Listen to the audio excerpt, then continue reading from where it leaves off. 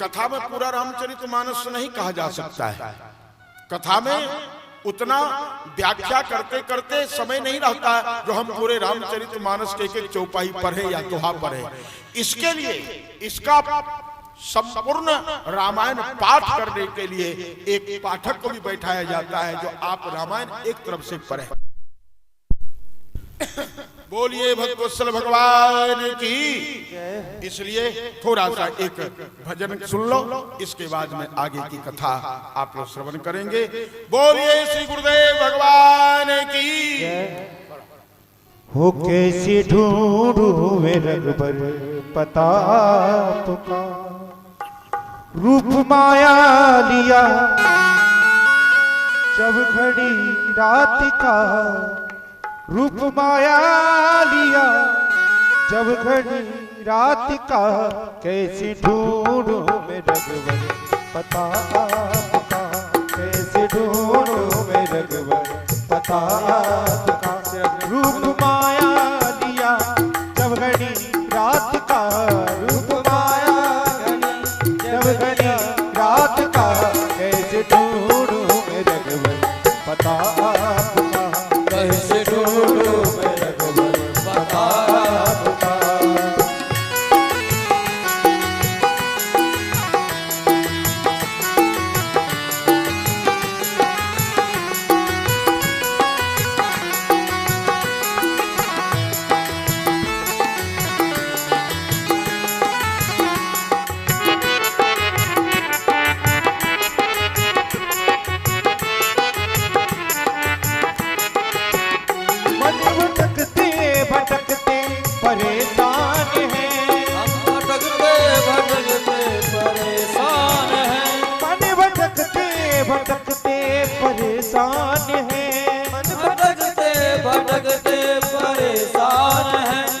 भटकते भटकते परेशान है, मन भटकते भटकते परेशान।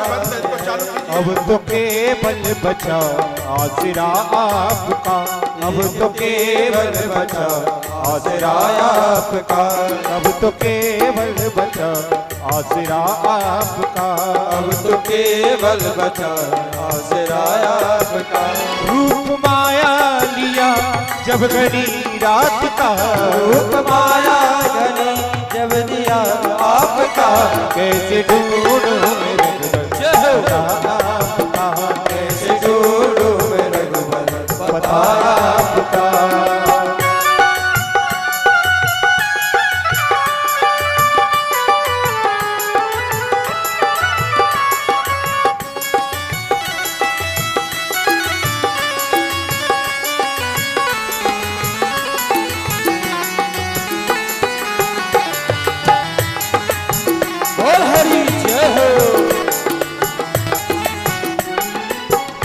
सुनता हूँ उसी का जीवन सवर जाता है,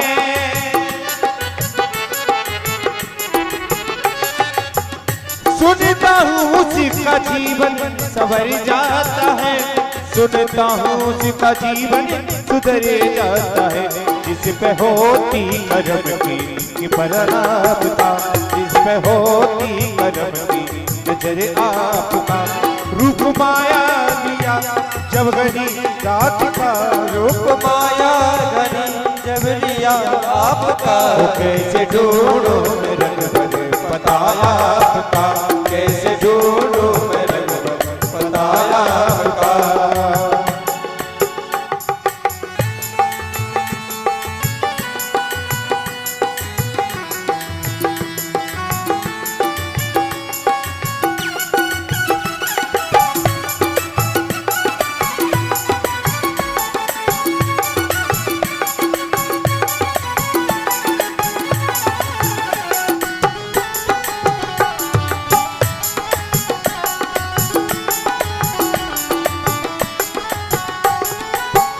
अपने चरणों से क्यों दूरी रखा मुझे,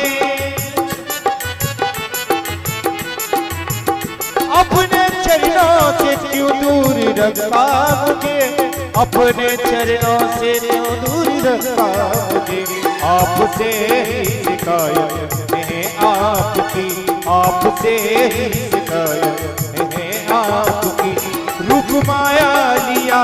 जब घनी रात का रूप माया गया, जब गया रात का कैसे ढूंढो रंग बताया होगा, कैसे ढूंढो रंग बताया होगा, कैसे ढूंढो रंग बताया होगा, कैसे ढूंढो रंग बताया होगा। बोलो महामाया भगवती मैया की जय। आइए 7 श्लोकों में मंगलाचरण है। इसका अर्थ क्या हुआ? 7 कांड है, इसलिए गोस्वामी जी ने 7 श्लोक लिखे। किसी किसी महान पुरुषों का कहना है कि 7 समुद्र है, 7 समुद्र पर राम का राज्य था, इसलिए गोस्वामी जी ने 7 श्लोक में मंगलाचरण किया है।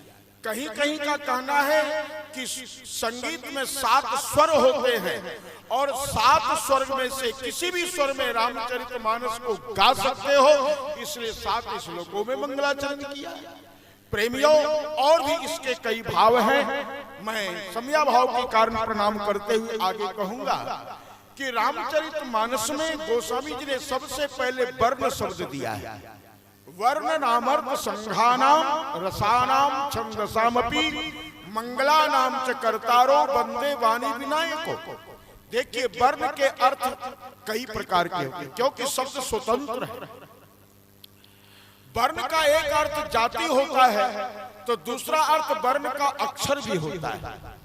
प्रेमियों, यहां पर गोस्वामी जी ने अर्थ में स्थूल अर्थ किया है अक्षरों में, लेकिन सूक्ष्म अर्थ इसका यह है कि वर्ण, वर्ण माने जाति।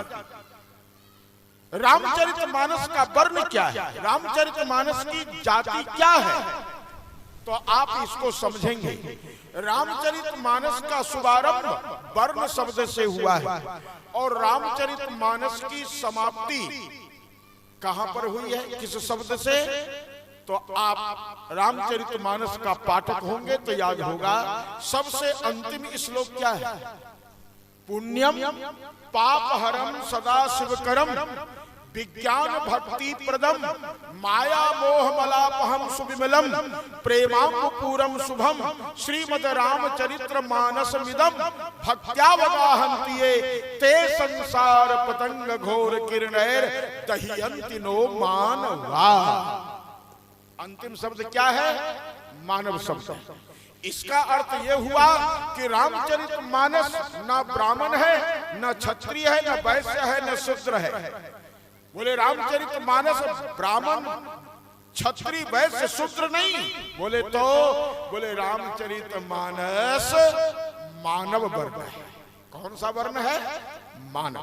इसकी जाति मानव है। आप किसी जाति के हो, आपको मुबारक, अपनी जाति के बंधन में बंधे रहिए, आप अपने जाति के ग्रंथि में बंधे रहें, आपकी इच्छा हो।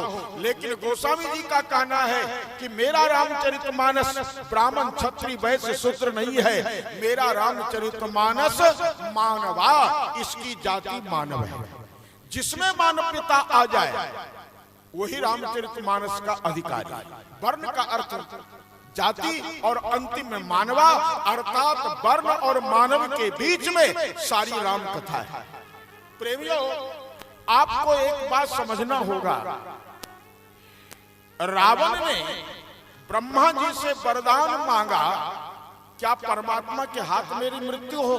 क्या रामचरितमानस के आधार पर सत्य है? नहीं। आप कहोगे क्यों? तो रामचरितमानस के आधार पर लिखा है कि मैं मनुष्य के हाथ से मरूं और मैं किसी के हाथ से न मरूं, ये रावण ने वरदान मांगा। आप कहेंगे प्रमाण, तो रामचरितमानस में प्रमाण है। पढ़िए, रावण मरण मनुज कर जाचा, रावण मनुज कर जाचा। ये चौपाई प्रमाणित कर रहा है। जाचा माने याचना करना, वर मांगना।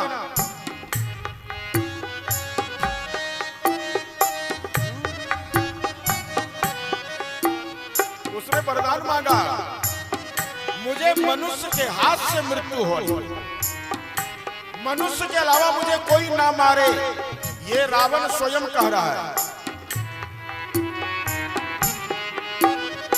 रावण मरण मनुज कर जाचा, रावण मरण मनुज कर जाचा, प्रभु विधि वचन तीन कह साचा, प्रभु विधि वचन किन कह साचा, रावण मरण मनुज कर जाचा, रावण मरण मनुज कर जाचा, प्रभु विधि वचन तीन कह साचा, प्रभु विधि वचन किन कह साचा, प्रभु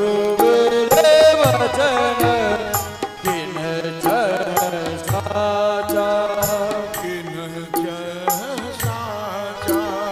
किन कह साचा। रावण ने कहा मेरी मृत्यु भगवान के हाथ नहीं, मनुष्य के हाथ है। अगर रावण, देखिए रावण बुद्धिमान है। और एक बात कहूं, अगर आप को समय हो तो मैं एक बात कहूं, रामचरितमानस में 7 कांड है और समुद्र के 7 लक्षण, और एक एक लक्षण एक एक कांड में पाया जाता है। इसकी व्याख्या आगे होगी, लेकिन जो प्रसंग चल रहा है आप उसको पहले श्रवण करें। रावण ने कहा मैं भगवान के हाथ नहीं, अगर मैं भगवान के हाथ मरने का वरदान मांग लूं तो भगवान किसी भी रूप में आकर के मार देंगे, मेरी इच्छा पूरी नहीं होगी। बोले तो बोले मेरी इच्छा यह है कि मैंने जिस मनुष्यत्व का नाश किया है, जिस मानवता का मैंने हनन किया है, जिस मानवता के सदाचार आचार्य के ऊपर मैंने कुठाराघात किया है, ऐसे मानवता की स्थापना करने वाला ऐसा व्यक्ति जन्म ले और उस मनुष्य के हाथ से मेरी मृत्यु हो, जिससे कि रावणवाद का अंत हो और मानववाद का शुरुआत हो, आरंभ हो। ये रावण की मानसा थी। और मैं एक अर्थ में कहूं तो रावण जैसा कोई भक्त नहीं हो। स्थूल रूप में अर्थ किया जाए तो रावण गलत था, लेकिन अगर इसका सूक्ष्म रूप से अर्थ किया जाए तो रावण महान था। आप कहेंगे कैसे? तो मैं एक छोटा सा प्रसंग आपको इसकी महानता का सुनाऊं कि जिस समय रावण भगवान के बाण से धराशायी हो गया, भगवान श्री राम ने लक्ष्मण से कहा लक्ष्मण रावण की श्वास अभी चल रही है, उसने जो नीति का ज्ञान प्राप्त किया है वह नीति अभी तक उसने किसी को बताया नहीं है। इसलिए मैं ये चाहता हूं कि लक्ष्मण रावण के मरने के पूर्व उसके हृदय में जो नीति ज्ञान है उसकी शिक्षा तुम ले लो, जिससे कि उसका ज्ञान पृथ्वी पर आगे भी लोगों को काम आवे। लक्ष्मण ने कहा कि मुझे भेजा जा रहा है? बोले हाँ, मैं नहीं जा सकता हूं, तुझे भेज रहा हूं, तुम जाओ। लक्ष्मण ने कहा ठीक है, आप कहते हो तो मैं जा रहा हूं। और लक्ष्मण जी चले गए। लक्ष्मण जी ने जाकर के रावण से कहा रावण आप बहुत नीतज्ञ हैं और आपके साथ नीति न चला जाए, इसको ध्यान रखते हुए भगवान श्री राम ने शिक्षा लेने के लिए मुझे भेजा है, आप मुझे नीति की शिक्षा दें। लेकिन रावण ने जवाब नहीं दिया, रावण ने आंखें नहीं खोली और रावण धराशायी जैसे पड़ा था पड़ा। लक्ष्मण जी ने सोचा कि भगवान राम भी परेशान करते हैं, जो अपने शरीर पर मक्खियां भिनक रही है उसको उड़ा नहीं पा रहा है, माने उसके 20 हाथ इस प्रकार से लाचार हो चुके हैं कि अपने शरीर के मक्खियों को और उसके मुख पर जो मक्खियां भिनभिना रही है उसको भगा भी नहीं पा रहा है। रावण की ये दुर्दशा है। वो मृत्यु से जूझ रहा है, वो क्या शिक्षा देगा, क्या ज्ञान देगा मुझे, और मुझे ऐसे भगवानी दे दिया। लक्ष्मण जी उदास होकर के जाते। भगवान राम ने पूछा, लक्ष्मण उपदेश ग्रहण किया? बोले नहीं। बोले क्यों? बोले कि वो बोलेगा क्या, बोलने की स्थिति में नहीं। जो अपनी मक्खियां नहीं उड़ा सकता है, जो अपने हाथ उठा नहीं सकता है, जो मुख से आवाज निकाल नहीं सकता, वो उपदेश क्या देगा? आप भी मुझे पागल बनाने के लिए भेज दिए। भगवान राम हंसने लगे। भगवान ने कहा, लक्ष्मण मुझे ऐसा लगता है कि इसमें अपराध तुम्हारा है। बहुत ध्यान से सुनेंगे आप सब। अपराध तुम्हारा है। भगवान राम लक्ष्मण से कह रहे। लक्ष्मण ने कहा, महाराज अपराध मेरा? बोले हाँ। बोले कैसे?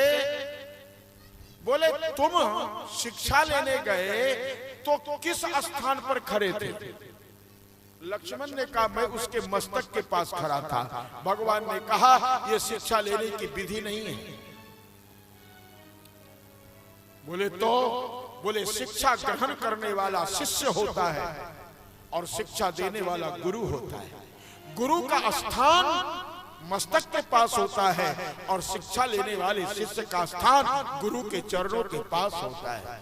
लेकिन तुम मस्तक के पास जाकर के खड़े होकर के ज्ञान प्राप्त करना चाह रहा था। रावण विद्वान है, रावण मूर्ख नहीं है। रावण जानता है कि इसकी शिक्षा लेने की विधि अधूरी है और अधूरी विधि में शिक्षा दो तो इसके काम नहीं आएगी। इसलिए रावण ने तुम्हें जवाब नहीं दिया। लक्ष्मण ने कहा, तो अपराध मेरा? बोले हाँ।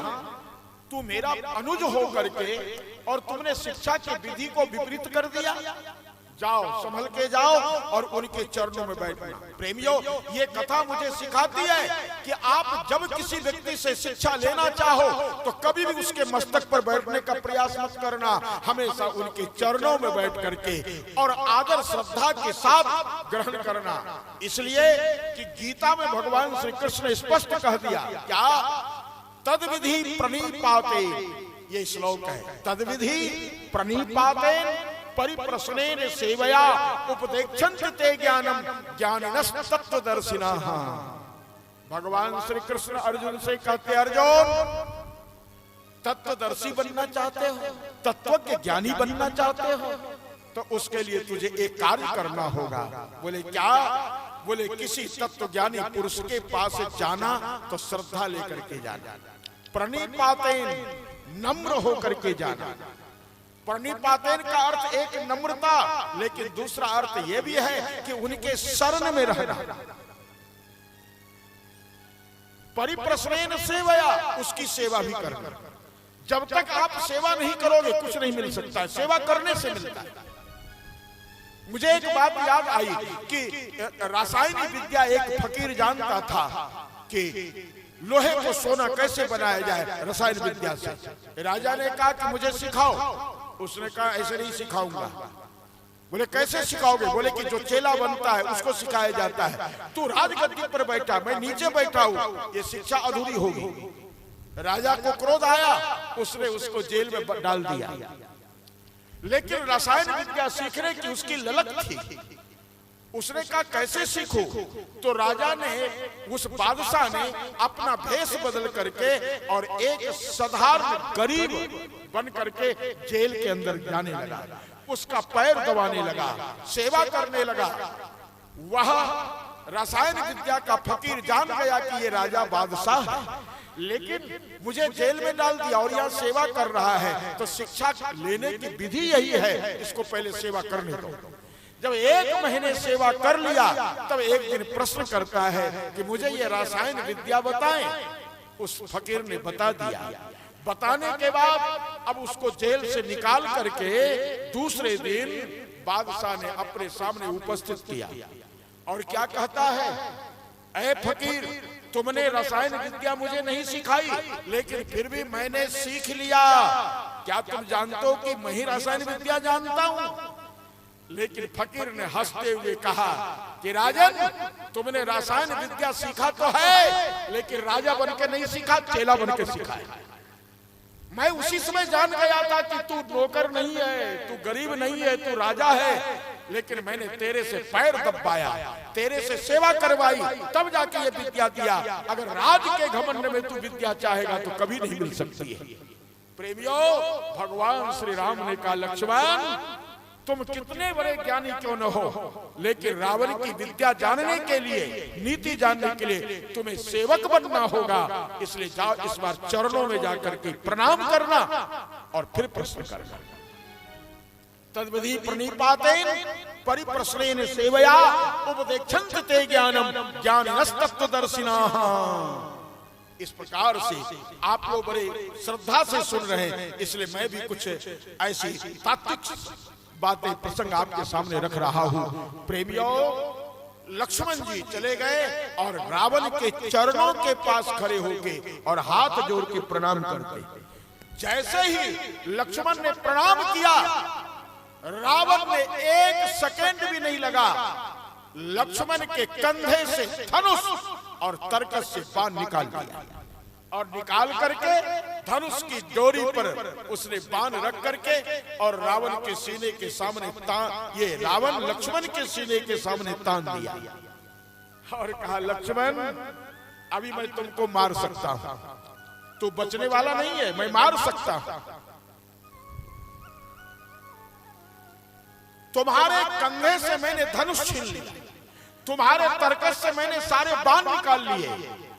तुम कितने असावधान थे कि इस रावण के धनुष बाण तुम्हारे छीनने में तुम अपने धनुष बाण को बचा नहीं पाए। लेकिन तू राम का छोटा भाई है, इसलिए तेरे ऊपर मुझे दया आ गई, ये संभाल अपना धनुष और अपना बाण। लक्ष्मण आश्चर्य में पड़ गए कि मैं पहले आया तो इन्होंने कुछ भी आवाज नहीं लगाई, मक्खियां भिनक रही थी, उसको भगाने की शक्ति नहीं थी, लेकिन मेरे कंधे से धनुष और मेरे तरकस से बाण छीन लिया। मैं रोक भी नहीं पाया, अपने वस्तु को बचा भी नहीं पाया। इसका मतलब कि ये रावण अभी भी बलशाली है, बुद्धिमान है, बलवान। रावण ने कहा, लक्ष्मण तू सेवक बन के आया है, इसलिए पहली शिक्षा मैंने तुझे दे दी। बोले क्या? बोले दुश्मन के पास असावधान होके कभी मत जाना। अगर इसको दूसरा प्रमाण लेना हो तो अरण्य कांड पढ़ लो। अरण्य कांड में लिखा है क्या? रिपु रुज पावक पाप प्रभु अहिगनियन छोट करी। कितने चीज को छोटा नहीं समझना चाहिए, रामचरितमानस में इसका प्रमाण है। क्या? रिपु शत्रु कितना भी हल्का हो, कमजोर हो, कभी कमजोर मत मानना। समय आने पर वह शत्रु आपको समाप्त कर सकता है। चींटी में कोई शक्ति नहीं है, हाथी कितना बलवान है, लेकिन एक चींटी हाथी के सूर में प्रवेश कर जाती है और मस्तक पर चढ़ जाती है तो उस हाथी को मरना ही पड़ता है। बताइए चींटी कितना कमजोर है, हाथी कितना मजबूत है, लेकिन चींटी उस हाथी का ऐसा शत्रु बनी जो वह उसको जान ले लेती है। तो इसलिए रिपो, पहली बात, शत्रु कितना भी कमजोर हो, कमजोर मत समझना। दूसरी बात सुनो, रुज रुज कहते रोग को, कितना भी छोटा रोग हो उसका तुरंत इलाज करना, कभी उसको छोटा समझ करके नजरअंदाज मत करना, वह रोग तुम्हारा भयंकर हो जाएगा। और इसका भोक्ता मैं हूं, इसका भोक्ता मैं हूं प्रेमियों, मैं अपना ही प्रमाण दूंगा। छोटे से रोगों को मैंने कुछ नहीं समझा, लेकिन आज वो बड़ा रोग बन गया। इसलिए प्रेमियों, रिपु रुज पावक छोटी सी अग्नि है, उसको साधारण मत समझो। वह कितने गांव कितने नगर जला सकते हैं। रिपु रुज पावक पाप, और छोटा से पाप को पाप मत समझना। छोटा सा पाप आपको भयंकर नरक में डाल सकता है, इसलिए छोटे से पाप भी हो जाए तो उसका प्रायश्चित तुरंत करो। उस पाप से बचने के लिए धर्म कार्य अवश्य करो। रिपु रुज पावक पाप और प्रभु, प्रभु कहते मालिक को, राजा को। राजा कितना भी कमजोर हो, कभी कमजोर मत समझना। इस बार देश की यही तो हालत हुई। कि मोदी जी ने समझ लिया कि हम 2-2 बार जीत गए, इस बार 400 के पार हो जाएंगे। उन्होंने हल्के से लिया, क्या परिणाम निकला देख लीजिए। आज बैसाखी पर टिक करके राज कर रहे हैं, कल ही तो राजा बने। प्रेमियों, इसलिए लिखा है कि रिपु गोस्वामी जी जगत की अंतिम व्यवस्था है, इसमें कोई संदेह नहीं। उन्होंने जो लिख दिया आज प्रत्यक्ष में आप देख रहे हो। रिपु माने शत्रु, रुज माने रोग, पावक अग्नि पाप, और प्रभु माने मालिक। कभी भी किसी पार्टी को छोटा मत समझना, वो भी कभी कभी इतना बड़े स्थान पर प्राप्त कर लेता है कि उसके बिना आप रह नहीं सकते, सत्ता में नहीं रह पाओगे, आपको सत्ता खोनी पड़ेगी। इसलिए प्रेमियों, अहि अंतिम चीज कह दिया, सर्प। सांप कितना भी छोटा हो, कभी लापरवाह मत होना, वो छोटा सांप भी तुम्हारा जान ले लेगा। अहि गलिया ने छोट करी, कभी इसे छोट नहीं समझना, ये भारी परिणाम आपको दे सकते हैं। इसलिए रावण ने कहा सबसे पहली शिक्षा यह है कि किसी भी शत्रु के पास कितना भी कमजोर हो, कभी लापरवाह होकर के मत जाना, सावधान होकर के जाना। तू लापरवाह होकर के आया क्या कि जो अपनी मक्खी नहीं मुंह से भगा सकता है, जो मच्छर को नहीं भगा सकता है, जो अपने हाथ जरा सा उठा नहीं सकता है, वो मेरा क्या बिगाड़ेगा। ऐसा सोच करके तू लापरवाह होकर मेरे पास आया, मैंने तेरा धनुष बाण छीन लिया, तू क्या कर पाया। लक्ष्मण के कान खड़े हो गए। राम राम, भगवान ने सत्य कहा था कि रावण बहुत बड़ा नीतज्ञ है, बहुत बड़ा ज्ञानी है, अब मेरे समझ में आ रहा है। देख लीजिए, लक्ष्मण जी दूर खड़े हुए, बोले अब नजदीक भी आ जाओ, लेकिन मैं तुमको सावधान कर दिया। पहली शिक्षा यह है। बोले दूसरी शिक्षा। लक्ष्मण ने कहा दूसरी शिक्षा तो बाद में सुनूंगा, लेकिन उसके पहले मुझे एक प्रश्न आया, उसका उत्तर दो। रावण ने कहा क्या प्रश्न तुम्हारे अंदर आया। लक्ष्मण ने कहा कि आप इतना ज्ञानी हैं और इतना जानते हैं, आपने अपने कुल का नाश क्यों करवाया। इतना ज्ञानी व्यक्ति होकर के अपने कुल का नाश करवा दे, ये तो बात समझ में नहीं आती है। तो उन्होंने कहा कि नहीं नहीं, मैंने अपने कुल का नाश नहीं किया है। बोले तो, बोले मैंने अपने कुल को, अपने वंश को चलाने के लिए मैंने विभीषण को पहले ही राम के शरण में भेज दिया है।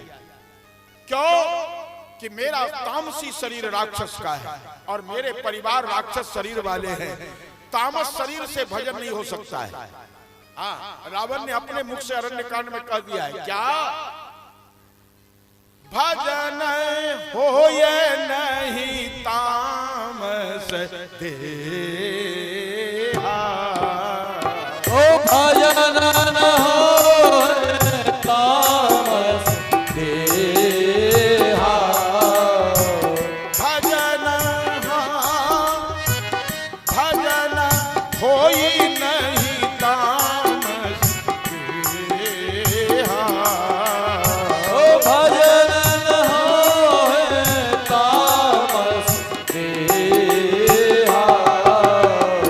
मन क्रम भजन मंत्र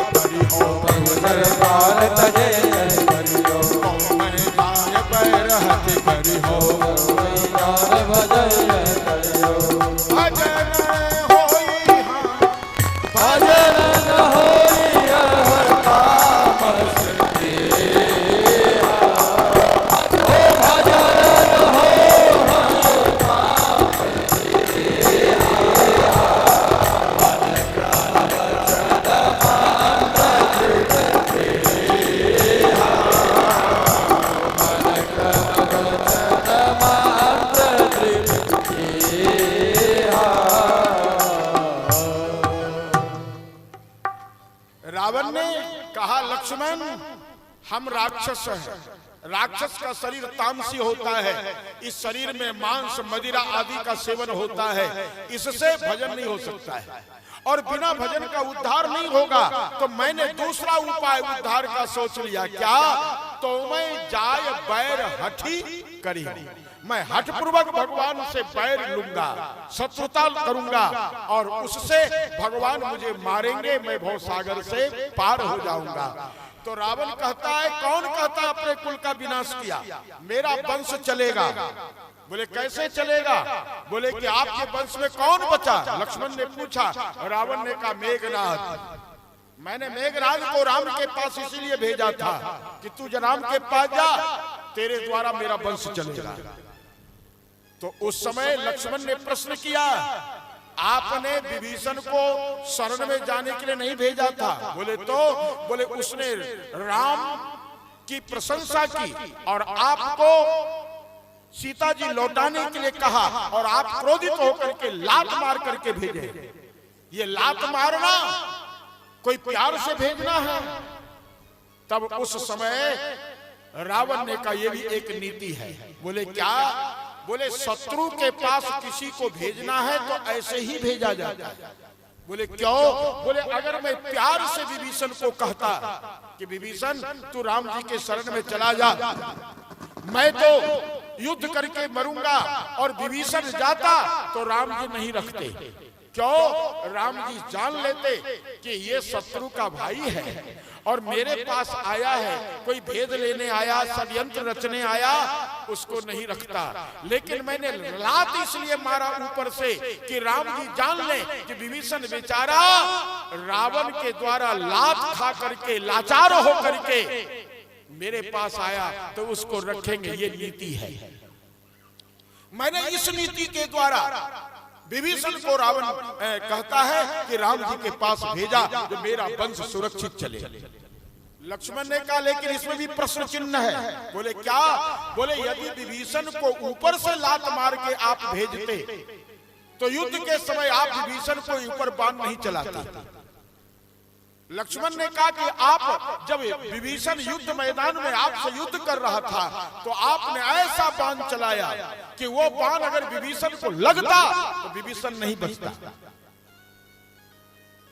लक्ष्मण प्रमाण देता है, याद करो रावण, आपने कौन सा बाण चलाया था?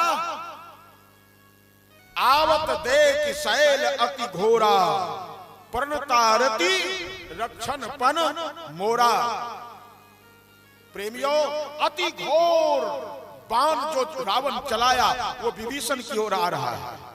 भगवान समझ गए, अरे राम राम, ये बाण विभीषण को लग जाएगा तो विभीषण मर जाएगा, बचेगा नहीं। भगवान ने उस समय विभीषण को बचाने के लिए उस विभीषण के प्रति जो बाण रावण चलाया था उसको अपने सीने पर खाया। आप देखिए लंका कांड में प्रमाण है क्या? तुरंत विभीषण पाछे मेला, तुरंत विभीषण पाछे मेला, सन्मुख राम सहो सोई सैला, सन्मुख राम सहो सोई सैला। अरे आवत देख साकी अति घोरा, आवत देख अति घोरा, तारती पन मोरा, तारती मोरा। आवत देख साकी अति घोरा, आवत देख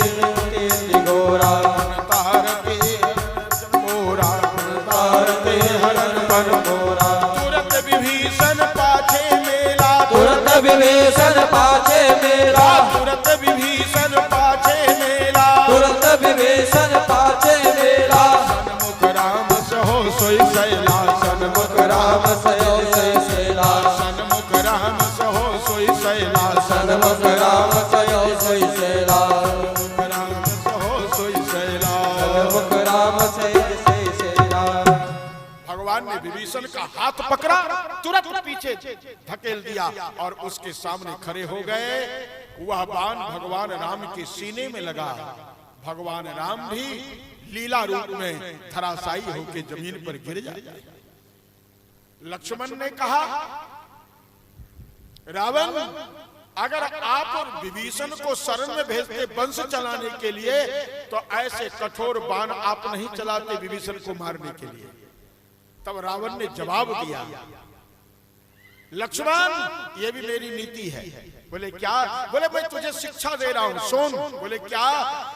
बोले तुमने एक बात देखा क्या कि जब विभीषण को राम जी ने अपने पीछे करके मेरे बाण को अपने सीने पर लगा करके और विभीषण को बचा लिया, तो उसके बाद मेरा युद्ध का स्वरूप बदल गया।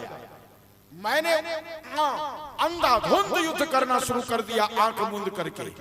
बोले क्यों? बोले नीति में राम जीत गए, मेरे समझ में बात आ गई। बोले क्या? बोले मैं राम की परीक्षा ले रहा था।